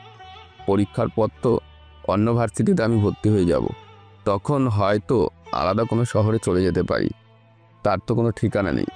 ও তাই বল। তোর যদি কোনো কথা বলার থাকে আমার সাথে 3 দিনের মধ্যে দেখা করবি, আর ওটাই হবে শেষ দেখা। সেই জন্য তোকে কিছু বলার থাকলে বলে দিয়েছি, কেননা পরে হয়তো লেট হয়ে যাবে। আচ্ছা, আমি জানাবো। ওদের কথা শেষ হয়ে আকাশ চলে যায় ওখানে। ওইদিকে আকাশকে নিয়ে ইরা তো ভাবনায় শেষ নেই এবং সে কথা বেবিকে জানায়। কি বলছিস এইগুলো তুই? আমি ঠিক বলছি রে। কিন্তু তুই কি শিওর? শিওর, কিন্তু ওকে বলে দেবো কি সেই কথা? বলে দে, দেরি কেন করবি? তাছাড়া অন্তত কিছুদিন সময় তো কাটাতে পারবি। কিন্তু একটা সমস্যা আছে এখানে। কি সমস্যা? এরপর ইরা বেবিকে সবটা বলে। বেবি সবটা শোনার পরে তাও বলে দে, তারপর যা হবার হবে। না, এতে করে কষ্ট আরো বেশি হবে। কিন্তু না বললে তো তুই একাই কষ্ট পাবি। তাও ভালো, সারা জীবন তো ওকে কষ্ট দিয়ে এসেছি, এখন শেষ বিদায় আমি না হয় কষ্ট পেতে থাকবো। যা ভালো মনে করিস। এইদিকে আকাশের ট্রেনিংয়ের ডেট চলে আসে। এই খবরটা শুনে তো ওর বাবা মা অনেক খুশি হয়ে যায়। 2 দিন পরে ইরা ও আকাশের দেখা হয়। তবে ইরা আজকে শাড়ি পরে এসেছে, কিন্তু আকাশ তো জানে না, কেননা শাড়ির ওপরে বোরখা পরা ছিল। সেজন্য ওকে নিয়ে রেস্টুরেন্টে আসে আর একটা কাপল কেবিন বুক করেন। অনেকে হয়তো কাপল কেবিন বোঝেন নাই, তবে যারা সিঙ্গেল থাকে, ডাবল হয়েছে, তারা চিনে থাকবেন। আর এছাড়া অন্যরা যদি না চেনা থাকে তাহলে সেটা অন্য হিসাবে। কি ব্যাপার, কপাল কেবিন কেন নিলি? তোমাকে কিছু দেখানোর ছিল। আমাকে আবার কি দেখাবে? এইদিকে ইরা বোরখাটা খুলতে যাবে, তখনই ইরাকে বাধা দেন। আরে কি করছে? আমি এরকম ছেলে না। তোমার কি মনে হয় আমি ওইসব দেখানোর জন্য কেবিন নিয়েছি নাকি? আমি তো এখানে খেতে এসেছি। চিন্তা করো না, খাওয়াবো তো। এভাবে কথা বলতে বলতে ইরা বোরখা খুলে নেয়। এবার ইরাকে দেখার পর তো আকাশের মুখ দিয়ে কোনো কথাই বেরোচ্ছে না, একদম চুপ হয়ে আছে আর শুধু তাকিয়ে আছে। আকাশের এমন চাইনিতে ইরা এতটাই লজ্জা পায় যে তার বলার বাইরে। তাও নিজেকে সামলে নিয়ে, কি দেখো এরকম করে? তোমাকে? কেন, এর আগে কি কখনো দেখোনি? দেখেছি, কিন্তু এরকম ভাবে তো কখনো দেখিনি। কেমন লাগছে বললে না তো? আমি যে বলার ভাষায় আর নিজেকে কন্ট্রোল করতে পারছি না। জানি তো এরকম কিছুই হবে, তবে চাইলে আমি তা পূরণ করে দিতে পারবো। লাগবে না আমার, আমরা তাড়াতাড়ি করে খেয়ে বেরিয়ে পড়ি। তুমি আমাকে খাইয়ে দাও, আমি তোমাকে খাইয়ে দেব। নিজে খাওয়ার মতন হাত তো আমার আছেই, তাহলে তুমি আমাকে শুধু শুধু কেন খাইয়ে দেবে? এ তো দেখি কিছুই বোঝে না। ওই, তুমি মুভি দেখো না? দেখি তো। ওখানে কি হয় তা কি জানো না? ইরা কথাটা শেষ করে তার আগে ইরাকে থামিয়ে দেয় আর খাইয়ে দিতে থাকে আর ভাবতে থাকে। ভাবতে ভাবতে কখন যে অন্য কিছু হয়ে যাবে তার ওরা নিজেরাও ভাবেনি। অনেক সময় পরে, আকাশ, আমি তোমাকে ভালোবাসি, আমি তোমাকেই বিয়ে করতে চাই, তোমার বাচ্চার মা হতে চাই, আর তোমার ভালোবাসা পেতে চাই। প্লিজ আকাশ, আমাকে ফিরিয়ে দিও না, আমি যে তাহলে বাচ্চার ইচ্ছা হারিয়ে ফেলবো। এবার আর আকাশ চুপ থাকতে পারে না, আবার ইরাকে বুকে জড়িয়ে ধরে। আমি তো তোমাকে অনেক ভালোবাসি, তবে তোমাকে আমার জন্য 6 মাস অপেক্ষা করতে হবে। 6 মাস কেন? তার কারণ আছে। ঠিক আছে, তাই করব। তোমার জন্য 6 মাস কেন, 6 বছর আমি অপেক্ষা করব। এই বলে ওরা শেষবারের মতো নিজেদের মধ্যে সময় কাটিয়ে আকাশ বাসায় এসে ওর বাবা মার থেকে বিদায় নিয়ে ট্রেনিংয়ে যায়। আর অন্যদিকে আবিরের সাথেও আর যোগাযোগ হয়নি। মোটামুটি আকাশের গল্প কিছুটা এখানেই শেষ হলো। তাহলে এবার চলুন আমরা জাহাজে ফিরে যাই। এইদিকে, স্যার, সবই তো শুনলাম, সত্যি আপনার চাচা আপনাদের উপর অনেক অন্যায় করেছেন, কিন্তু আপনার চাচার উপর প্রতিশোধ যে আর নিলেন না, আর নাই ভাবির সাথে দেখা করেছেন। সবই বলবো, আগে ট্রেনিং থেকে আসার পর বাকি কাহিনী তো বলবো। এখন তোমরা দেখো কোনোভাবে যোগাযোগ করা যায় কিনা। তখনই আবির আসে ওখানে আর কিছু সিগন্যাল দেওয়ার মতন ধোয়া রকেট পায়। এইগুলো আমরা উপরে চালিয়ে দেব, তাহলে আমাদের খোঁজ পাবে অনেকে। ঠিক আছে, তাহলে তাই করব। এইদিকে ওরা তো সিগন্যাল পাঠাতে থাকে, অন্যদিকে আকাশের পরের বাহিনী বলতে থাকে, তাহলে কিছুক্ষণের জন্য আমরা আবার 2 বছর পিছিয়ে যাচ্ছি। 2 বছর আগে ট্রেনিং শেষ করে যখন এয়ারপোর্টে আসে তখন ইরা ওখানে ছিল, আর সাথে আকাশের বাবা মাও দুজনেও। ওনাদের দেখে আকাশ জড়িয়ে ধরে। ওনাদের ছেড়ে দেওয়ার পরে এবার ইরা নিজেই আকাশকে জড়িয়ে ধরে। এতে তো আকাশ অবাকই হয়, কেননা ওর বাবা মার কোনো রিয়াকশনই নেই এতে। কি ব্যাপার, তুমি এখানে কেন? নতুন করে বিয়ে করে বউ নিয়ে এসেছো নাকি যে আমাকে দেখে অবাক হচ্ছ? আমি তো বলিনি বা আমাকে তুমি কোথায় পেলে। ওনারা আমাকে তোমার ব্যাপারে বলেছে। তাছাড়া তোমার বাবা মা কিন্তু আমার সাথেই থাকে আমার বাসায়। আমি তো কিছুই বুঝতে পারছি না। আচ্ছা, সবটা তোকে যেতে যেতে বলবো। ঠিক আছে, চলো। গাড়িতে উঠে পড়ে। ওনারা কথা বলতে থাকেন। শোন তাহলে, তুই বাসা থেকে যাওয়ার 3 দিন পর ও আমাদের বাড়িতে আসে। তারপর? আমরা তো প্রথমে চিনতে পারিনি, এরপর ও তোর ব্যাপারে সবই বলল। তাছাড়া ও বাবা মা নেই। ও অনেক রিকোয়েস্ট করার পর আমরা আর ফেলতে পারিনি কথা। সেজন্য ওই দিন ওর সাথেই আমরা চলে এসেছি ওর বাসায়। কিন্তু বিশ্বাস কর, ও একেবারের জন্য জানতে চায়নি তুই কোথায় গিয়েছিস। শুধু গতকাল ওকে জানিয়েছি যে তুই আজকে আসবি। তুই জানিস মেয়েটা তোর জন্য পছন্দের সব খাবার রান্না করেছে। কি বলো ইরা, তুমি রান্না করতে পারো? জি স্যার। আমি তো জানতাম না। তুমি জেনে কি করবে? তাছাড়া সব কথা বলতে হয় না। ঠিক বলেছে না আব্বু? একদম ঠিক বলেছো। বাহ, বিয়ে না হতেই দেখি সম্পর্ক বাঁধিয়ে রেখেছো। তো আগে তো বলতেই হবে, সেজন্য এখন থেকে বলা শুরু করেছি। আচ্ছা, আমি যদি না ফিরতাম? এমন কথা কেন বললে? তুমি তো মনে হয় এখনো জানো না আমি কোথায় থেকে এসেছি আর কেন আর কোন কাজে গিয়েছি। চিন্তা নেই, সবটা বাসরাতে শুনে নেব, আর সেটা সারপ্রাইজ হিসেবে ধরে নেব। সেটা এখনো অনেক দেরি। কেন? তুমি কি অন্য কাউকে ভালোবাসো নাকি আবার? ব্যাপারটা তা না। তাহলে কি? আমি 5 দিন পর একটা কাজে যাব, ওই কাজ থেকে 5 দিন পর ফিরে আসবো, তারপর আমরা বিয়ে করব। তুমি আগে বিয়েটা করে নাও। এখন না। কেন? পরে সময় হলে ঠিকই জানতে পারবে। ঠিক আছে। ওনারা বাসায় তো চলে যায়। 2 দিন পর আকাশ বের হয় ব্যাগ নিয়ে। তবে এবার আকাশের মুখে চিন্তার ছাপ, কেননা ও যেখানে যাচ্ছে সেখানে অনেক বিপদ, যা আপনারা গল্পের প্রথম পর্বেই বুঝতে পেরেছেন। কি ব্যাপার, তুমি এত চিন্তিত কেন? আছি একটু চিন্তায়। তোমাকে যে কথাটা বললাম, আমি ঠিক 5 দিন পর ফিরে আসবো। যদি কোনো কারণে না আসি। না আসি বলতে কোথায় যাবে তুমি যে আসতে পারবে না? বললাম তো, সবটুকু তুমি জানতে পারবে। তবে যাই করো না কেন, ফিরে এসো আমার বুকে। আমি যে তোমার আশা করে বসে থাকবো। চিন্তা করো না, আমি ফিরে আসবো। আকাশও সব কিছু নিয়ে বেরিয়ে পড়ে হেডকোয়ার্টারে। ওখানে আকাশকে একটা মিশনে যেতে হবে। এর জন্য কি কি করতে হবে তা সবটা বলতে থাকে। সবটা শোনার পরে, চিন্তা করবেন না স্যার, আমি সবটা দেখে নিব। আমিও তেমনটাই আশা করি। তবে কোনো সমস্যা হলে আমাদের অবশ্যই জানাবে। জি স্যার, জানাবো। এই বলে কয়েকজন সেনা নিয়ে জাহাজে করে বেরিয়ে পড়ে। আর যখন ওরা অনেকটা পথ চলে আসে তখনই জাহাজের ওই দুর্ঘটনাটা ঘটে। তারপর তাহলে স্যার এই ছিল কাহিনী। এই জন্যই আমাদের আর দেখা হয়নি। ঠিক আছে, বলেছি। কিন্তু বিয়ে করে একসাথে আসতেন। আবি স্যার তো ঠিকই বলেছেন, আপনি বিয়ে করে তারপর আসতেন। আমি যে মিশনে যাচ্ছি ওটা অনেক ভয়ঙ্কর। যদি ওখানে কিছু একটা হয়ে যায় তাহলে ইয়ার জীবনটাই নষ্ট হয়ে যাবে। সেই জন্য আমি চাই না ওর স্বপ্নগুলো তাড়াতাড়ি এভাবে নষ্ট হয়ে যাক। সেই জন্য আমি ওকে বিয়ে করিনি। তার উপর ইরা এখনও জানি না আমি কি করি। এটা কোনো কথা? এখনও ভাবি কিছুই জানে না? জানাবো মিশন শেষ হলে। এখন এইদিকে কি খবর? কোনো সাহায্য কি পেলে? দূরে একটা হেলিকপ্টার দেখতে পাচ্ছি। তাহলে সবাই তৈরি হয়ে নাও, আমরা এখান থেকে বের হব। তবে মিশনের জন্য যা যা লাগে সবটা নিয়ে নাও। ঠিক আছে, তাই করি।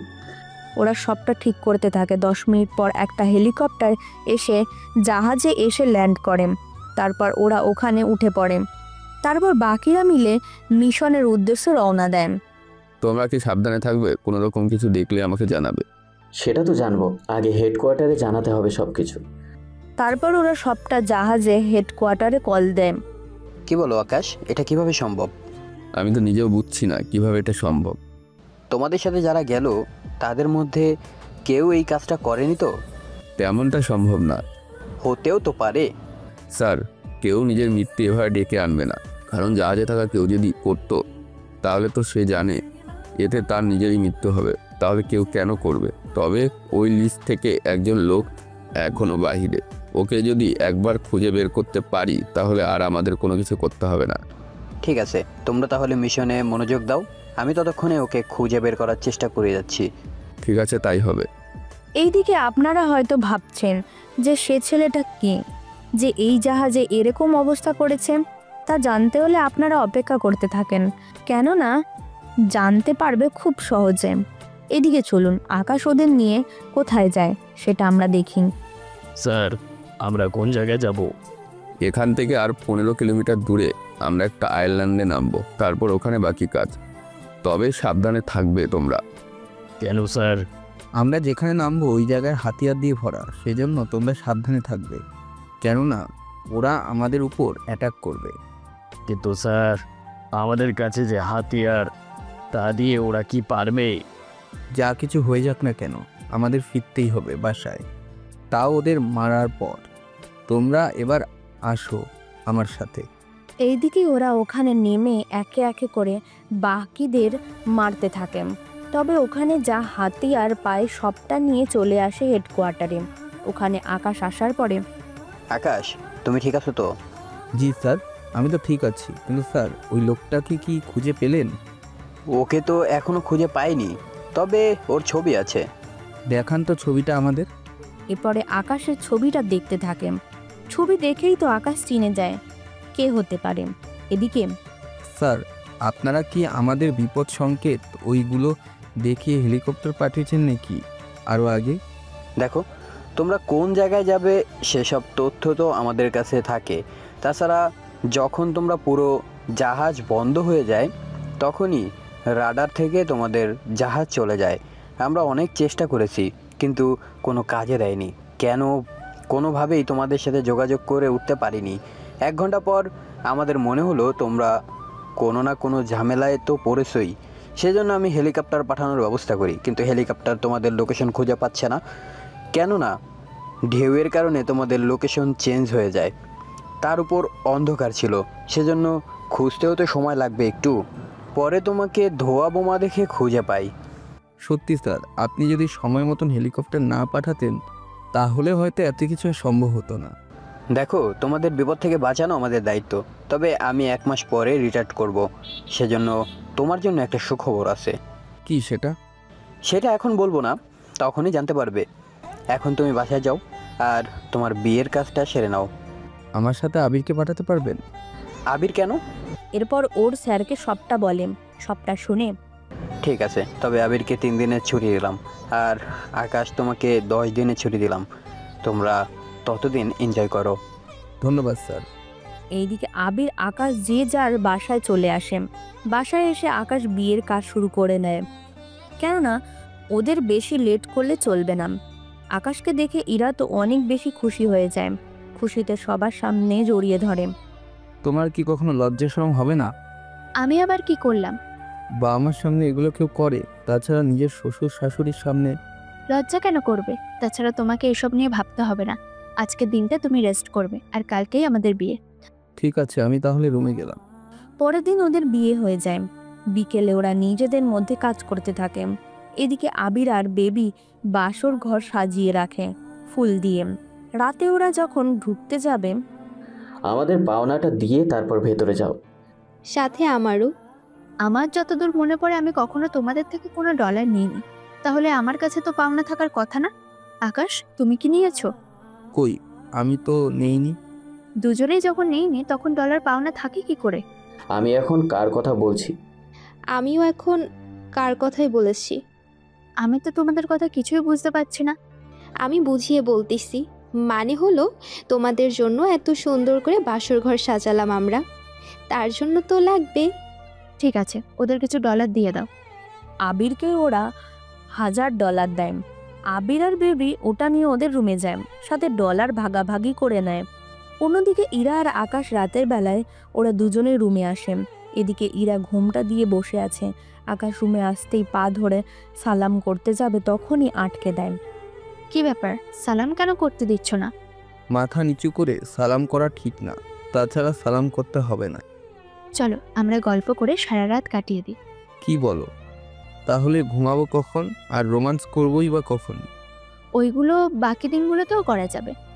জি না, বাসর রাত প্রতিদিন আর আসে না, ওটাকে স্মরণীয় করে রাখতে হয়। তুমি তো চাইলে আমি প্রতিদিনই বাসর করতে রাজি, কিন্তু আজকের মতন ফিলিংস আর পাবো না। সমস্যা নেই, মাত্র 11টা বাজে। এখন আমার জন্য কি কি এনেছো তা আগে দাও। এরপর ইরাকে একটা হার পরিয়ে দেয় আর বুকে জড়িয়ে নেয়। তার সাথে না থাক, ওইগুলো আর বলা যাবে না। এবার বলো তোমার পরিচয় কি আর তুমি কি কি করো। এরপর আকাশ সবটা বলতে থাকে। সবটা শুনে ইরা এত খুশি হয় যা বলার বাইরে। সবটা শুনে আমার তো বিশ্বাসই হচ্ছে না। তোমাকে সারপ্রাইজ দিব বলে এতগুলো বছর ধরে কিছুই জানাইনি, কিন্তু গত 4 দিনের ঘটনা বললে তুমি তো কেঁদেই দিবে, সেজন্য আর বলবো না। তুমি তো এমনিতেই আমাকে কাঁদিয়ে দিলে। কখন আমি কাঁদালাম তোমাকে? ভালো করে তাকিয়ে দেখো, তারপর বাকিটা তুমি নিজেই বুঝতে পারবে। আকাশ তাতে বুঝতে পারে যে সের জন্য আর কিছু বলছে না। তুমি থেমে গেলে কেন? বলো, তুমি কষ্ট হবে না আমার? তারপর জাহাজের সব গঠন বলতে থাকে। সবটা শুনে ইরা তো এবার কান্না করার মতন অবস্থা হয়ে যায়।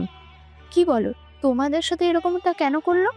সেটা তো জানি না, হয়তো পূর্বের কোনো প্রতিশোধ নেওয়ার জন্য এমনটা করছে।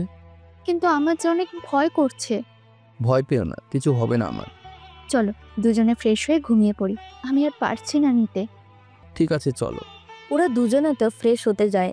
অন্যদিকে শ্রোতাগণ, আপনারা এখানে খারাপ কিছু ভেবে নিয়েন না, কেননা ওদের বাসর রাত নিয়ে অনেক কথাই বলা হয়েছে। সেজন্য আপনারা পজিটিভভাবে নেওয়ার চেষ্টা করবেন, কেননা আমি পজিটিভভাবেই বলেছি, তাই আপনারাও সব কিছু পজিটিভভাবেই নেবেন। পরের দিকে সকালে আকাশ ইরা আর বেবি সাথে আবিরকে নিয়ে শপিংয়ে আসে। তোরা এসেছিস, সেখানে আমাদের কেন আনলি? সেটা তো আমারও কথা, আমাদের এভাবে কেন নিয়ে আসা হলো? তোরা নিজেদের পছন্দ মতো কিছু কিনে নিবি। আমরা কেন কিনবো? দেখ, আমি সবই জানি, তুই যে আবিরকে ভালোবাসিস সেটা আমি খুব ভালো করেই জানি। তুই কি করে জানিস? বলার কি দরকার, তোরা এই কয়েকদিনে যা করলি তাতে যে কেউ বুঝবে। তাছাড়া অল্পের জন্য তো আমার বাসর ঘরে তোরাই বাসর করে নিতি। তুই কি করে জানলি এত কিছু? সেটাই তো আমি বুঝলাম না। সবটা জানতে হবে না। এদিকে ওরা শপিং করতে থাকে। ওদের শপিং করা প্রায় শেষ, তখন আকাশের কারোর সাথে ধাক্কা খায়। সেজন্য তাকিয়ে দেখার জন্য পিছনে তাকিয়ে রাখে রাশেদ দাঁড়িয়ে আছে। রাশেদকে দেখে ওরা তো চমকে যায়, কেননা এতগুলো বছর পর রাশেদকে ওরা দেখলো সেজন্য। আরে ভাইয়া, কেমন আছেন আপনি? আলহামদুলিল্লাহ ভালো, তোমরা কেমন আছো? তা আমার কথা কি জিজ্ঞেস করবে না? পিছন থেকে কথাটা বলে মোমো বের হয়ে যায়। মোমোকে দেখে আকাশ তো অনেক খুশি হয়। মোমো কম না, সেজন্য ওখানেই আকাশকে জড়িয়ে ধরে। আর এতে ইরার মুখটা তো দেখার মতন ছিল। কিরে, এত বছর পর কোথায় থেকে বের হলি? আর একে বাকিরাও দেখি এখানে, তা কোথায় পেলে? আপু, তোমার সাথে পরিচয় করিয়ে দিই। ওদের সবাইকে তো আমি চিনি, নতুন করে আর পরিচয় করিয়ে দিবি কি করে? এর বাহিরে আরেকটা পরিচয় আছে। সেটা শুনি। ইরা আমার বিবাহিত স্ত্রী। সিরিয়াস? আমি তো বিশ্বাসই করতে পারছি না। রাশেদ, তোর কি বিশ্বাস হয়? আমার তো বিশ্বাসই হয় না, কিন্তু কিভাবে কি? আচ্ছা, আমরা কফি খেতে খেতে সব কাহিনী শুনবো। সেটা তো মন্দ হয় না। ওরা গেল কফি শপে, ওখানে বসে আড্ডা দিতে থাকে। তখন আকাশ ওর কাহিনীগুলো একে এক করে বলতে থাকে, কিভাবে কি হলো কি না হলো এইগুলো নিয়েই আলোচনা করতে থাকে। সবই তো বুঝলাম, কিন্তু তুমি কি এটা জানো তুমি কতটা লাকি যে তুমি আকাশের মতো একটা ছেলেকে জীবনসঙ্গী হিসেবে পেলে? হ্যাঁ আপু, আমি সত্যি অনেক লাকি। কিন্তু আপু, আপনি কি এখনো সিঙ্গেল আছেন নাকি বিয়ে করেছেন? আমি বিয়ে করছি 1 বছর আগে। কি বলো আপু, তুমিও বিয়ে করলে? কিন্তু আমি তো দাওয়াতও পাইনি। তুই তো তখন ট্রেনিং করেছিলি, সেই জন্য জানিস না। আচ্ছা আপু, দুলাভাই কোথায়? এই তো আমাদের পাশেই বসে আছে। কে এসে? কে আবার? রাশেদ। ওরা তো সবাই অবাক হয়ে যায়, কেননা ওরা সবাই জানে যে মোমো আর রাশেদ ভালো বন্ধু, কিন্তু ওরা যে বিয়ে করবে তাও তা বুঝতে পারেনি। বিশ্বাস করেন, আমি তো বুঝলামই না কিভাবে কি হলো। এত কিছু জেনে আর কি করবে? এখন ওর সাথে পরিচয় হয়ে না। নতুন করে আর কি পরিচয় হবো বলেন আপু? সে সবই তো পুরানা। কি আমি পুরনো? কারণ আমরা প্রায় 5 বছর ধরে একে অন্যকে চিনি, সেখানে নতুন করে আর কি বলবো? সেটাও তো ঠিক। আচ্ছা, তোমরা কোথায় উঠেছো? আকাশ, তোমার চাচার কি খবর? ওনারা তো কোনো খোঁজই পাচ্ছি না। পাবে কি করে? উনি তো এখন বাসা থেকেই বের হতে পারছে না। মানে? মানে আমি আর মোমো মিলে তোমার চাচাকে মেরেছি। মানে ওনাকে কেন মারলেন? বাহারে, উনি তোমাকে মেরেছে, সেজন্য আমি আর মোমো মিলে ওনার বাসা এসে সব ভেঙে ফেলি, তারপর ওনার পায়ে বাড়ি মেরে হসপিটালে দিয়ে আসি, কিন্তু এরপর আর কোনো যোগাযোগ হয়নি। আমি তো ভেবেছিলাম ওনাকে নিজের হাতে শাস্তি দেব, কিন্তু সেটা তো আর হলো না। এখনও অনেক সময় আছে সামনে। আচ্ছা, তোর নাম্বারটা দে। আকাশ নাম্বার দেয়, তবে এবার ইরা একটু রাগ করেই নেয়, কেননা মোমো এখন বিবাহিত, সেজন্য ইরার ভয়েস কিছুটা গেল। আসলে কি বলুন তো, একটা মেয়ে তার স্বামীর পাশে নিজের আপন বোনকেও সহ্য করতে পারে না। সেখানে বাকিটা তো আপনারা জানেনই, তার সাথে আরও অনেক গল্প পরে বুঝতে পারবেন। এইটাই নিয়ম, যে যাকে যত ভালোবাসে সে তখনই ওই ব্যক্তির পাশে অন্য কাউকে সহ্য করতে পারে না। চলুন এবার গল্পে ফিরে যাই। আমরা তাহলে এখন চলি, তোমরা নিজেদের খেয়াল রেখো। ঠিক আছে আপু, আপনারাও নিজেদের খেয়াল রাখেন। রাখবো ভালো করে। এই বলে মোমোর মাথায় টোকা দেয়। আসলে বন্ধুদের মধ্যে এইগুলো স্বাভাবিক, কিন্তু ওদের দেখে কেউ বলবে না ওরা যে স্বামী স্ত্রী।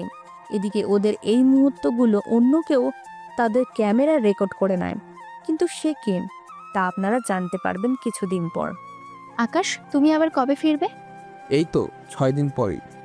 এত তাড়াতাড়ি তুমি চলে গেলে আর একা একা থাকবো কি করে? যদি তুমি রাজি থাকো আমার সাথে আসতে পারো। সত্যি বলছো? সত্যি বলছি, কিন্তু তুমি তো সমুদ্রে অনেক ভয় পাও। সেটা তো পাই, কিন্তু তাও আমি যাব। ঠিক আছে, আমরা তাহলে একসাথে যাব। এদিকে ওরা বাকি 6টা দিন কিভাবে যে কাটালো তা ওরা নিজেরাও জানে না। তবে এই 6টা দিন আকাশ ইরাকে এত বেশি জ্বালিয়েছে তা বলার বাইরে। এইদিকে স্যার, একটা কথা বলার ছিল। কি কথা বলো? এরপর আকাশ সবটা বলেন। কিন্তু আকাশ, তুমি তো পরিবার নিয়ে যেতে পারবে না, এটা তো অন্যায় আর রুলসের বাইরে। তার উপর তোমরা যাবে আর নৌসেনা নিয়ে, ওদের মধ্যে তুমি নিজের স্ত্রীকে রাখবে কি করে? আসলে আমি কি বলতে চেয়েছি সেটা তুমি আশা করি বুঝতে পারছো। জি স্যার, কিন্তু অন্য কোনো উপায়ও কি নেই? আছে। তুমি চাইলে আমাদের পার্সোনাল যেটা আছে ওটা নিয়ে বেরিয়ে যেতে পারো, তবে 2-3 দিনের ভিতরে ফিরে আসতে হবে। ঠিক আছে, তাই হবে। তবে এবার কিন্তু আগের বারের মতন কোনো ঝামেলায় যাতে না হয়, কেননা পরিবার নিয়ে যাব। তাছাড়া এবার দূরে যাব না, ধারে কাছেই থাকবো। তার সঙ্গে আপনি নজর রাখবেন, কোনো কারণে যদি 10 মিনিটের জন্য আমাদের মধ্যে কন্ট্রাক্ট বা সিগন্যাল না পান তাহলে হেলিকপ্টার পাঠিয়ে দিন। চিন্তা করো না, আমি সবটা সামলে দিব। ধন্যবাদ স্যার, তাই হবে। 2 দিন পর ইরাকে নিয়ে বেরিয়ে পড়ে। এইদিকে ওরা অনেক মজা করে।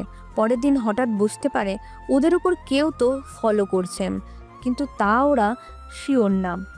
এখন তাহলে কি করব? একটা কাজ করা যায়, এই গ্যাজেটের সাহায্যে আমরা এখানে তৃতীয় কোনো ব্যক্তি আছে কিনা সেটা খুব ভালো করে জানতে পারবো। ঠিক আছে, তাই হবে। ওরা এই গ্যাজেটটা লাগিয়ে বসে থাকে আর অপেক্ষা করতে থাকে। কয়েক ঘন্টা পর ওখানে ওরা তৃতীয় ব্যক্তির আগমন টের পায়। এই লোকটা কে? আমাদের পিছনে কেন লেগে আছে? সেটা তো পরে জানতে পারবো, আগে আমি হেডকোয়ার্টারে কল দিয়ে সবটা জানিয়ে দিই। এদিকে সবটা তো জানায়, অন্যদিকে একে একে ওখানে আরও লোকের আগমন হতে থাকে। এদিকে ইরাকে নিয়ে আকাশের যত ভয়, কেননা আকাশ চাইলে একাই ওদের মোকাবিলা করতে পারে, কিন্তু ইরার সাথে থাকলে তা সম্ভব হবে না, কেননা ইরার সুরক্ষার জন্য কোনো কিছু সম্ভব হবে না। সেজন্য এখানে একটা সিক্রেট রুম আছে, তুমি ওই রুমে অপেক্ষা করো, আর ওই রুম থেকে তুমি সবটাই দেখতে পাবে। সাথে এই লাইফ জ্যাকেটও পরে নাও, তাহলে এটা তোমাকে পানিতে ভেসে থাকতে সাহায্য করবে। কিন্তু ভয় হচ্ছে আমার। ভয় পেও না, তুমি বিপদ দেখলেই এই বটনটা চাপ দিলেই এই জানলাটা খুলে যাবে, এরপর তুমি বাইরে চলে আসতে পারবে। তুমি সাবধানে থেকো। ইরাকে ভেতরের রুমে রেখে বাইরে এসে ওদের সাথে মারামারি করতে থাকে, সাথে গুলিও তো হতেই থাকে। একে একে ওদের কিছু লোক মারা যায়, কিন্তু আকাশের গুলি শেষ হয়ে যায়। ওইদিকে ওরা এখনও 5-6 জনও এখনও বেঁচে আছে। কি করবে বুঝে উঠতে পারছে না, সেজন্য হেডকোয়ার্টারে আবারও কল দেয়। কত দূর হেলিকপ্টার? টেনশন নিও না, আর মাত্র 5 কিলোমিটার দূরে। ওরা আসতে আর কোনো সমস্যা হবে না। তুমি ঠিক আছো তো? আমি এখন পর্যন্ত ঠিক আছি, তাছাড়া আমার কাছে বুলেটও শেষ। ওরা এখনও 5 জনের মতন বেঁচে আছে, ওরা যে কোনো সময় আমাদের বোটে উঠে যাবে। তোমরা একটা কাজ করো, বোটটাকে পিছনে ঘুরিয়ে আসার চেষ্টা করো, তাহলে হেলিকপ্টার তাড়াতাড়ি চলে আসতে পারবে তোমাদের কাছে। কিন্তু স্যার, ওরাই তো পিছনে পিছনে, আমরা যেতেও তো পারবো না। তাহলে কিছুক্ষণ অপেক্ষা করো, হেলিকপ্টার তোমাদের কাছেই এসেছে। 2 মিনিট না যেতেই হেলিকপ্টার চলে আসে, সাথে আবিরও আসে, কেননা এরকম পরিস্থিতিতে আবির তো বসে থাকবে না। সেজন্য হেলিকপ্টার থেকে শত্রুদের ওপর গুলি করতে থাকে। এতে ওদের 2-3 জনের মতো মারা যায়, কিন্তু ওদের সেই মেইন লিডার ওখান থেকে পালিয়ে যেতে থাকে। আবির ওর পেছনে যাবে, তখনই ওকে থামিয়ে দেয় ইরা। ওর পিছনে যেতে হবে না, আমরা আগে বাসায় ফিরে যাই। এখানে আমি আর এক মুহূর্তও থাকবো না। ঠিক আছে, এখন হেলিকপ্টারে উঠে বসো। ওরা বসার পর চলে আসে বাসায়। অন্যদিকে ইরাকে তুলে নিয়ে না আসতে পারায় অনেক আফসোস হচ্ছে গল্পের ভিলেনের, কেননা সে অনেক কিছু করে ইরাকে তুলে নিয়ে যেতে পারছে না। তোমার উপরে অ্যাটাকগুলো হচ্ছে নাকি আমার উপরে, কিছুই তো বুঝতে পারছি না। তুমি ভয় পাচ্ছ কেন? তোমার উপরে কেন হতে যাবে? তারপরও তোমাকে নিয়ে তো আমার চিন্তা। তোমার কিছু হয়ে গেলে আমি থাকবো কি করে? ভয় পেও না, একদম কোনো কিছুই হবে না। তাছাড়া আমার তো ব্যাকআপ টিম কাজ করে, সেই জন্য তোমাকে এত ভাবতে হবে না। তোমাকে তো আজকেই ফিরে যেতে হচ্ছে। হ্যাঁ, যেতে হবে। আচ্ছা যাও তাহলে, সাবধানে। এখান থেকে বের হয়ে হেডকোয়ার্টারে আসে। ওখানে আকাশকে দেখে, আকাশ, তোমাদের কোনো অসুবিধা হয়নি তো? ওই হামলাটা না হলে তো সবাই ঠিকই ছিল। এখন তো তুমি বরাবর এখানেই থাকতেছ, সেজন্য চিন্তা করো না, সব ঠিক হয়ে যাবে। স্যার, একটা কথা বলার ছিল। কি কথা বলো? স্যার, এবারের হামলাটা হয়েছে আমাদের দুজনের উপরই। কি বলছো তুমি? জি স্যার, আমি ঠিক বলেছি। কেননা এরপর সবটা বলতে থাকে। সবটা শোনার পরে, তুমি কোনো চিন্তা করো না, আমি তোমাদের বাসায় সিকিউরিটির ব্যবস্থা করে দিচ্ছি। তার সাথে তোমার বাসা থেকে তো মাত্র 5 মিনিট দূরেই পুলিশ স্টেশন। কোনো হামলা হলেও ওরা পুলিশ স্টেশনে খবর তো পাঠাবে, সাথে ওরাও মোকাবেলা করবে। ধন্যবাদ স্যার, অনেক বড় একটা উপকার করলেন। আমার মাথা থেকে পুরো টেনশনটাই কমিয়ে দিলেন। কি যে বলো না আকাশ, তোমাদের খেয়াল রাখাই তো আমাদের দায়িত্ব। তুমি তাহলে কাজে মন দাও। ধন্যবাদ স্যার। এর পরের কাজটা কি হবে? তুমি সবেমাত্র বিয়ে করেছো, সেজন্য তোমাকে আমি এখন মিশনে পাঠাবো না। তাছাড়া তোমাকে এখন থেকে মিশনে যেতে হবে না তেমন একটা। কেন স্যার, কোনো সমস্যা হয়েছে কি? বললাম না, তোমার জন্য সারপ্রাইজ আছে, সেটা তুমি পেয়ে গেলে তোমাকে কিছুই করতে হবে না। সেজন্য তোমাকে এখন আর সমুদ্রে যেতে হবে না। তুমি এখন থেকে মোটামুটি এইগুলোই সামলাও। ঠিক আছে স্যার, আপনি যেমনটা বলবেন। এই দিনে মোটামুটি সব ভালোভাবেই চলতে থাকে। তখনই মোমো আকাশকে কল দেয়। আকাশ, আকাশ কোথায় তুমি? কি ব্যাপার আপু, কিছু কি হয়েছে? এভাবে হাঁপাচ্ছ কেন? কে বা কারা জানি রাশেদকে তুলে নিয়ে গেছে। এখন আমি কি করব বুঝে উঠতে পারছি না। কোন দিকে নিয়ে গেছে? মোমোর ঠিকানা বলে, কিন্তু ওই ঠিকানার শেষ প্রান্ততে সমুদ্র। এই প্রান্তে তো সমুদ্র। কিন্তু ওরা ওখানে কেন নিয়ে যাবে এটাই তো বুঝতে পারছি না। কোনো চিন্তা করবেন না, আমি এক্ষুনি সবটা দেখছি। যাই করো একটু তাড়াতাড়ি, কেন না জানি ওরা রাশেদের সাথে কি করে বসে। আপু কাঁদবেন না, আমি কোস্টগার্ডদের জানিয়ে দিচ্ছি। আর আমি নিজেও এখানে যাচ্ছি, আপনি কোনো চিন্তা করবেন না। আমি যেভাবেই হোক ভাইয়াকে অক্ষত অবস্থায় ফিরিয়ে আনবো। এদিকে আবিরকে জানায় বিষয়টা। তখন আকাশ নিজেও বেরিয়ে পড়ে। এদিকে ইরা কল দেয় রাত হয়ে যাওয়ায়। তখন ওকে সবটা বলতে থাকে। যাই করো না কেন, সাবধানে করো। চিন্তা করো না, আমি সবটা সামলে নিব। তুমি ঘুমিয়ে পড়িও, আমি এদিকটা সামলে নিয়ে তারপর আসছি। আচ্ছা, নিজের খেয়াল রেখো। এদিকে আকাশ তো সবই নিয়ে চলে আসে সমুদ্রের ধারে। ওখানে কিছু নৌসেনা দাঁড়িয়ে আছেন। তোমাদের যে বলেছি খেয়াল রেখেছো তো? স্যার, এখানে তো কেউ আসেনি। আর তাছাড়া এখানে তো চেকিং করা ছাড়া কেউ চাইলেও আসতে পারে না। অন্য কোনো পথ কি নেই? পথ তো আছে, কিন্তু ওই পথে তো কেউ রাতের বেলা তো দূরের কথা, দিনের বেলাতেও যেতে ভয় পায়। ওই পথটা এখান থেকে তাও কত দূর? বেশি না স্যার, মাত্র 20 মিনিট লাগবে যেতে। তাহলে এভাবে বসে না থেকে যা যা লাগবে সব নিয়ে চলো আমার সাথে। ওরা একটা বোট নিয়ে চলে আসে ওই জায়গায়। তখন ওরা কিছু লোককে দেখে গাড়ি নিয়ে চলে আসে। ওরা তো চলে যাচ্ছে। ওদের কাজ শেষ, সেই জন্য ওরা চলে যাচ্ছে। একটা কাজ করো, রাডার অন করে দেখো আমাদের আশেপাশে আরও কোনো বোর্ডের দেখা মিলে কিনা। জি স্যার, দেখছে এক্ষুনি। ওরা চালাতে থাকে আর সবটা দেখতে থাকে। তখন ওরা দেখতে পায় ওদের থেকে দূরে একটা বোট রাডারের ভিতরে রয়েছে। যত তাড়াতাড়ি পারো ওই বোটটাকে ফলো করো। আর বাড়তি জ্যাকেট নিয়েছে তো? জি স্যার, সবই নেওয়া হয়েছে। ওরা নিজেরাও প্রায় বোটের কাছেই চলে আসে, যা ওই বোটে থাকা কিছু লোক বুঝতে পারে। স্যার, ওরা তো আমাদের দিকেই আসছে। আরে ওরা হয়তো গার্ড। রাতে পাহারা দেওয়ার জন্য এসেছে। ওরা অনেক দ্রুতভাবে এগিয়ে আসতেছে, মনে হচ্ছে ওরা আমাদের ব্যাপারটা জেনে গেছে। তোরা তাকিয়ে না থেকে তাড়াতাড়ি করে চালা। ওরা যদি ধরতে পারে এই পানিতেই ওরা ছেড়ে দিবে, পরে তো আমাদের ডুবেই মরতে হবে। এইদিকে ওরা যত দ্রুতভাবে পারে চালাতে থাকে তা আবার নৌসেনারা বুঝে যায়। স্যার, ওরা তো দেখছি অনেক জোরে চালাচ্ছে। কারণ ওরা তো বুঝে গেছে আমরা ওদেরকে ফলো করছি। একটা কাজ করো, মাইক দিয়ে সাউন্ড করে ওদের থামতে বলো। মাইক দিয়ে ওদের থামতে বলে, কিন্তু তাতেও কোনো কাজ হয় না, কেননা ওরা থামছে না। স্যার, আমরা গুলি করা শুরু করে দেব কি? তেমনটা করা যাবে না, এখানে একজন লোক আছে, ওই লোকটাকে আমার জীবিত চাই। যদি গুলি চালাও তাহলে ওই লোকটারও লেগে যেতে পারে। তাহলে কি আমরা চুপ করে থাকবো? না, আমরা নিশানা করে এক এক করে সবাইকে মারার চেষ্টা করো। তাই হবে স্যার।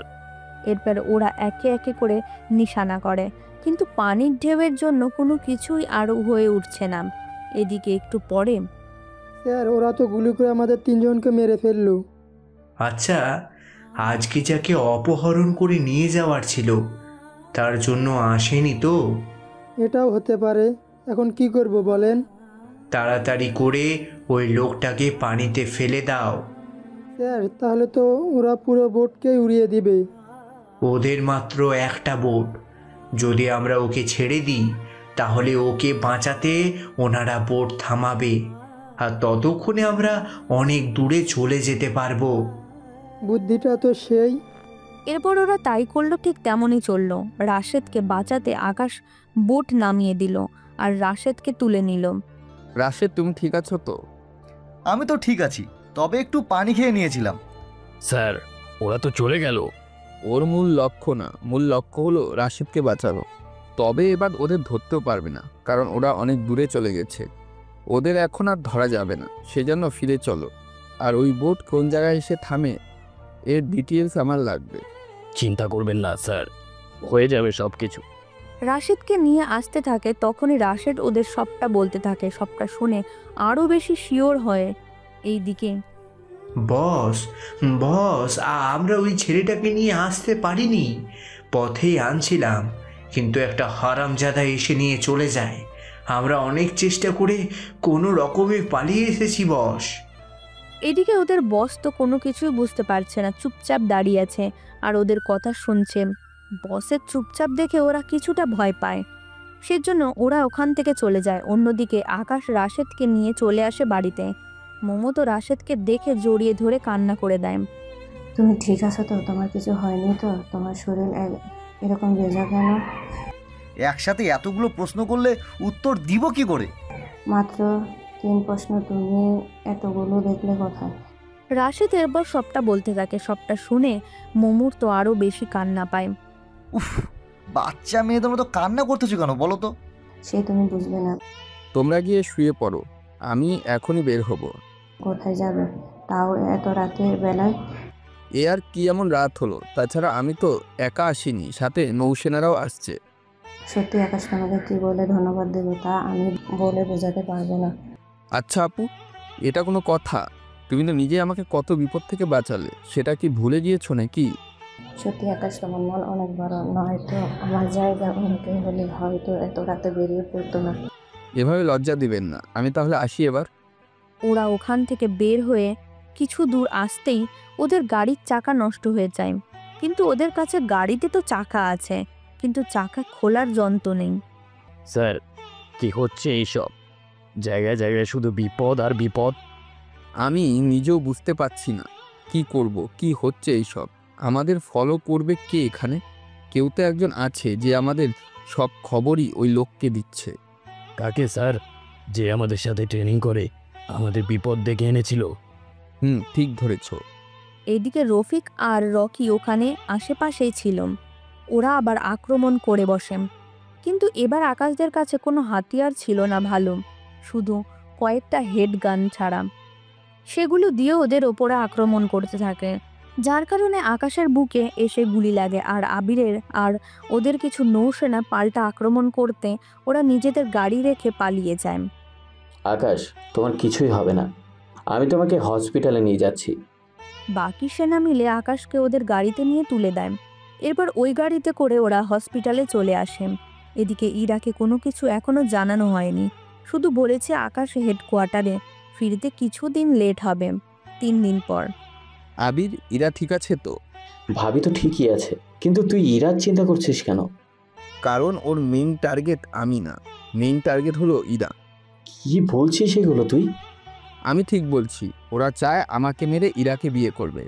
কিন্তু ভাবি তো অন্য কাউকে বিয়ে করবে না। জানি, কিন্তু ওই লোকটা তো ইরাকে ছেড়ে দিবে না, কেননা কোনো না কোনোভাবে ইরাকে তো নিজের করেই নিবে, জোর করে হলেও। তাহলে এখন উপায় কি? আগে হেডকোয়ার্টারে চলো, ওখানে স্যার আজকে অবসরে যাবে, তারপর আমরা বাকিটা বুঝে নিব। ঠিক আছে। ওরা ওখানে আসে। এদিকে ওদের স্যার ততক্ষণে সবটা কাজ শেষ করে নেয়। আকাশকে দেখার পরে, আপনারা জানতে চেয়েছেন আমার জায়গায় কে বসবে, তা এখন আপনারা জানতে পারবেন। স্যার, উনি কে? নাম কি ওনার? ওর নাম আকাশ। আজকে থেকে ও হবে নৌসেনার প্রধান। কথাটা শুনে আকাশ নিজের কানেও যে বিশ্বাস করতে পারছে না। এদিকে বাকিরা তো অনেক খুশি হয়ে যায়। কি করবে না করবে, আকাশকে মঞ্চে ডেকে এনে একটা মেডেল পরিয়ে দেয় আর একটা কাগজ সাইন করে দিতে বলেন। আকাশও তাই করে। একদিন পর ওই খবরটা একজন শুনে যায়।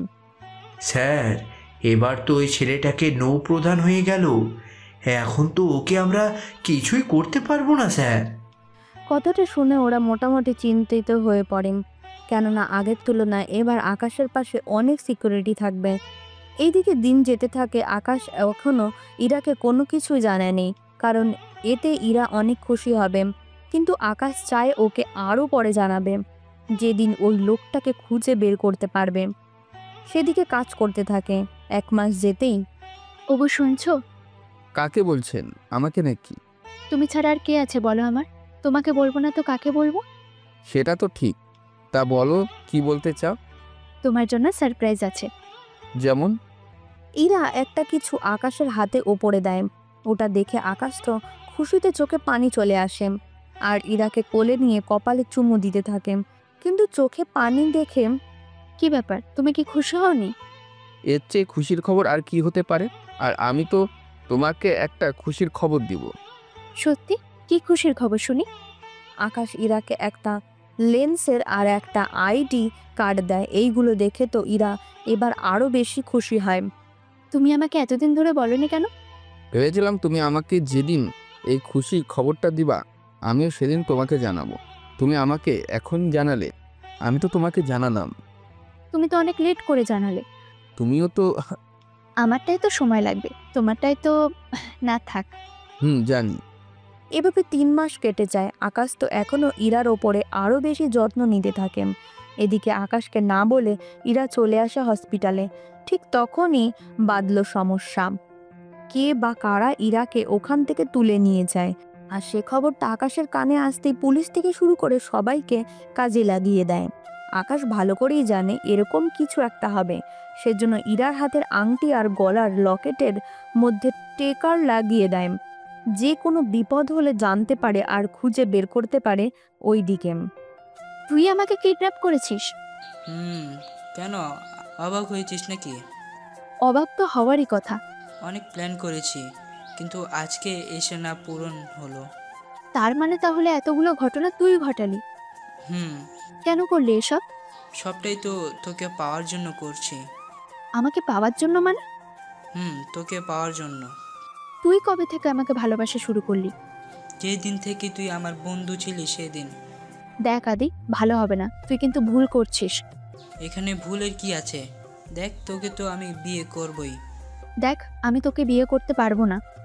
বিয়ে না করলেও তোর সাথে আমি কয়েকটা রাত কাটাবো, এতেই আমার হয়ে যাবে। ছি ছি আদি, তুই এত নিচে নেমে গেছিস। নিচে তো আমি অনেক আগেই নেমেছি। যেদিন থেকে জানলাম তুই আকাশকে ভালোবাসিস, সেদিন থেকে আকাশকে মেরে ফেলার জন্য আমি অনেক কিছু ট্রাই করি, কিন্তু কোনো না কোনোভাবে ও বেঁচে যায়। তারপরও আমি থেমে থাকি না। অনেকভাবে ওকে আমি মারার চেষ্টা করি, কিন্তু তাও কোনো ক্ষতি আমি করতে পারি না। আর এই সব কিছু করেছি আমি শুধু তোর জন্য আমি এত কিছু করেছি, তাও তোকে আমি আটকাতে পারিনি। কি তার মানে ওই অ্যাটাকগুলো তোর ছিল? আমার ছিল, তবে এবার তো তোকে পেয়ে গেছি, এখন আর কোনো চিন্তা নেই আমার। তুই কি ভেবেছিস আকাশ তোকে খুঁজে পাবে না? কিভাবে খুঁজবো? না তোর কাছে কোনো ফোন আছে আর নাই এই জায়গার ঠিকানা ও জানে, তাহলে কোনো ভাবেই তো ট্র্যাক করে আসতেও পারবে না। এইদিকে ওরা তো ঝগড়া করতে থাকে, এইদিকে ওই ঠিকানায় আকাশ চলে আসে। ওই বাড়িটা চারিদিকে ঘিরে আছে। কেউ যেন বেঁচে ফিরতে না পারে। চিন্তা করবেন না স্যার, হয়ে যাবে। এদিকে আকাশ আবিরকে নিয়ে ভেতরে চলে আসে। ভেতরে এসে তো ওরা অবাক হয়ে যায়, কেননা ইরা যতটা অবাক হয় তার চেয়েও বেশি অবাক হচ্ছে আদি। এ কি, তুই এখানে কেন? আমার বউকে তুই তুলে নিয়ে এসেছিস আর বলছিস আমি কেন এখানে? তুই এখানকার ঠিকানা জানলি কি করে? ওই সবটা কি তোকে বলতে যাবো নাকি? ওই রফিক আর রনি, তোরা কেউ বলে দিসনি তো? কি বলছেন স্যার? আমরা কেন বলবো? আমি তো জানিই না। তাছাড়া আমরা জেনে শুনে কেন নিজেদের বিপদ ডেকে আনবো? তাহলে তুই জানলি কি করে? সেসব কথা বাদ দে, তুই এখন এটা বল, তুই কি এখানে একাই আছিস নাকি আরও লোকজন আছে? দেখ, এখানে সময় নষ্ট করতে পারবো না, ইরা এমনিতেই অসুস্থ, তাই এখন তাড়াতাড়ি এই দিকটা সামলাতে হবে। আচ্ছা, আমাদের মধ্যে মারামারি হবে, যে জিতবে সেই ইরাকে পাবে। আকাশ, তুমি ওর সাথে মারামারি করতে যেও না। কেন রে, তোর হাজবেন্ড কি মারামারি করতে পারে না? তুই ভালো করে জানিস আমি কি কি করতে পারি বা না পারি। সেজন্য তো মারামারি হয়ে যায়। এদিকে ওরা মারামারি করতে থাকে, দুজন সামনে থেকে মার খেতে থাকে, কিন্তু কিছুক্ষণ পরে আকাশ আদিকে অনেক বেশি মারতে থাকে। এতে আদিকে আর কিছুক্ষণ পর আর পেরে ওঠে না। আমাকে যেতে দে আকাশ, আমি কথা দিচ্ছি আর কখনো তোদের ক্ষতি করব না। তোকে ছেড়ে দেওয়াটা হবে সবচেয়ে বেশি বোকামি, সেটা তো আমি করব না, সেজন্য তোকে তো মরতেই হবে। এই বলে ওখানে থাকা বাকিদেরও একসাথে মেরে ফেলে। ওখান থেকে ইরাকে নিয়ে চলে আসে বাসায়। এদিকে ইরা তো এখনও ভয় পেয়ে আছে, কেননা এত কাছ থেকে মানুষকে মারতে দেখেছে, তাও গুলি খেতে দেখেছে। এইদিকে অনেক সাহস দেয় ইরাকে। এবারে আরও 5 মাস যাওয়ার পরে 10 মাস পূর্ণ হয়ে গেল। ইরাকে নিয়ে হসপিটালে যাওয়া হলো। ওখানে ইরা ফুটফুটে একটি বেবি হয়। ওখানে আবিরও ছিল, সাথে বাকিরাও। বা আকাশ, দেখতে তো এরকম তো তোর মতোই হয়েছে। ছেলে যখন আমার, তখন আমার মতোই তো দেখতে হবে। সেটাও ঠিক। তো ছেলে কি তোমার একার নাকি? দুজনেরই কিন্তু ছেলে হবে আমার মতো। তোমার মতো কি শুনি? এই যে আমারই মতো নৌপ্রধান হবে। প্রিয় শ্রোতা বন্ধুরা, ভালোবাসার কুড়েঘর চ্যানেলে আপনাদের সকলকে আরও একবার স্বাগতম জানাচ্ছি। আজকের গল্পটি এখানেই শেষ করা হলো। গল্পটি কেমন হয়েছে তা কমেন্টের মাধ্যমে জানাতে ভুলবেন না, এবং চ্যানেলে নতুন হয়ে থাকলে চ্যানেলটিকে সাবস্ক্রাইব করে পাশে থাকা বেল আইকনে প্রেস করুন। ধন্যবাদ। দেখা হচ্ছে পরবর্তী গল্পে।